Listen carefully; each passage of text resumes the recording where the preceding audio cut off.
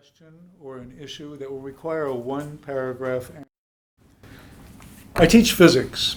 Many students, perhaps most students, think that learning physics is a matter of learning formulas and learning how to put numbers into formulas. By responding to a well-crafted question with a written paragraph, they come to understand that physics is a matter of concepts, not just of formulas. I teach art history. Some students think that means looking at pictures, sculptures, and architecture, and memorizing dates and the names of the artists who made them. But if you answer a focused question about a piece of art, you'll begin to understand it better and appreciate the culture from which it came. I teach English. Some students think that literature is vague and subjective. When they write answers to questions about literary texts, they learn to make valid interpretations about human experience that is often vague and ambiguous. I'm an attorney and teach in the business school. Some students believe that it is important to know the rules of business. They would find in the world of business that it is at least as important to be able to communicate ideas.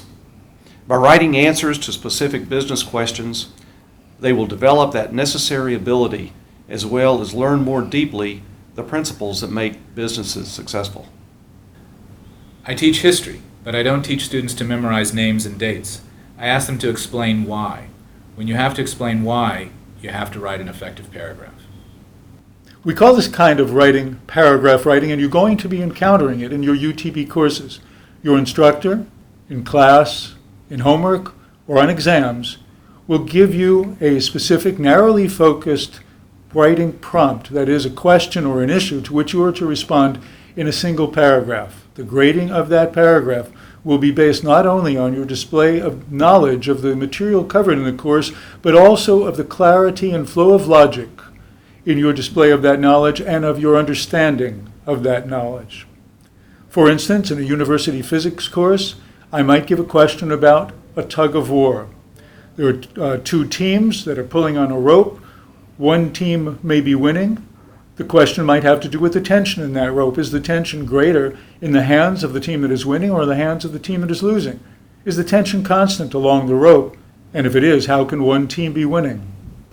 In a course on ancient art, I might ask you to compare an ancient Greek sculpture to an Egyptian one. Why is the Greek sculpture so much more lifelike? What happened that this change occurred? In my course in world literature, a prompt might be, what is Homer telling us about the nature of heroism when he describes Hector breaking and running when he first sees his great enemy, Achilles? In my course in business law, I may ask a student to explain how, on the one hand, a governing board of a corporation could be taking an action that would be considered legal, while at the same time being unethical. I might ask you why the civil rights movement was a success, rather than ask you to list names, places, dates. You might decide to argue that Martin Luther King explains the success of the movement. Or maybe the students who integrated the North Carolina lunch counters are the reason for the movement's success. Or maybe it's political, the Senate's passage of the 1964 Civil Rights Act. Or you might even disagree with the way I've asked the question and argue that Malcolm X had it right. Separation, not integration. In a written paragraph, you can make those arguments. You might feel that this is more work for you, and you're right, and it's more work for your instructor, but it's worth it. This approach is successful. A major complaint of employers is the inability of U.S. college grads to communicate.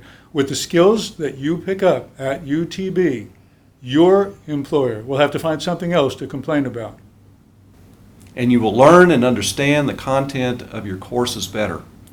Think about it. That is indeed what will happen. You'll begin to think about it.